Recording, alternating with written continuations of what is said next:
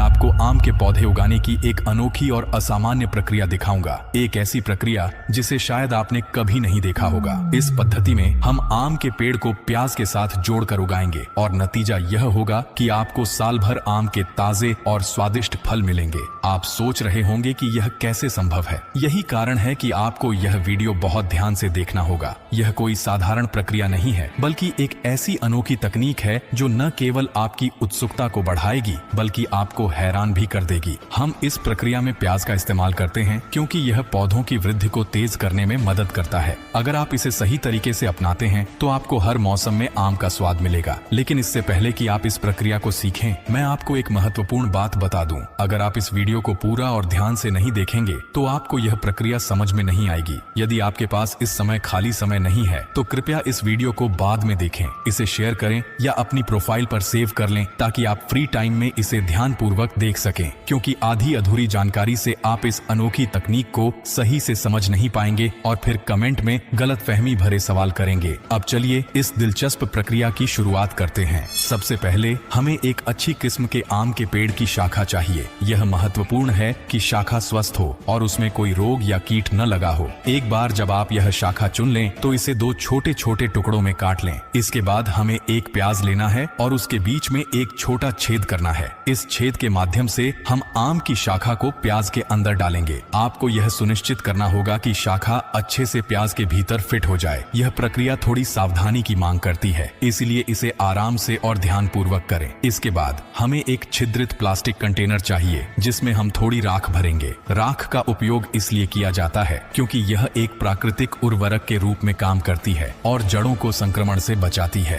अब हम इस कंटेनर में अपनी आम की शाखाओं को डालेंगे और फिर उसमें थोड़ी मात्रा में कोका कोला डालेंगे। आप सोच रहे होंगे कि कोका कोला क्यों? क्योंकि इसमें कार्बन डाइऑक्साइड और शुगर होती है जो जड़ों को सक्रिय करती है और उनकी वृद्धि में मदद करती है। अब इस कंटेनर को 8 दिनों के लिए एक सुरक्षित जगह पर रख दें। इन 8 दिनों में आपको इसे बिल्कुल नहीं छेड़ना है। जब आप 8 दिन बाद इस कंटेनर को देखेंगे तो आपको छोटे छोटे अंकुर दिखाई देंगे और पत्ते भी निकलने शुरू हो जाएंगे। यह प्रक्रिया बहुत रोमांचक है क्योंकि आप अपनी आंखों के सामने एक पौधे को तेजी से बढ़ते देखेंगे। अब हमें इसमें दोबारा थोड़ी मात्रा में कोका कोला डालनी है और इसे अगले 8 दिनों के लिए फिर से छोड़ देना है। इस दौरान पौधे की जड़ों और पत्तों की वृद्धि और भी तेज हो जाएगी। 8 दिन बाद जब आप इसे फिर से देखेंगे तो यह पहले से भी बड़ा हो जाएगा। अब समय आ गया है इसे गमले से निकालने का। बहुत सावधानी से इस पौधे को गमले से निकालें और जड़ों से चिपकी हुई मिट्टी को हटा दें। जड़ों को नुकसान न पहुंचे, इसका खास ख्याल रखें। अब हमें 2 छोटे काले गमले लेने हैं और उनमें लाल मिट्टी भरनी है। इन गमलों में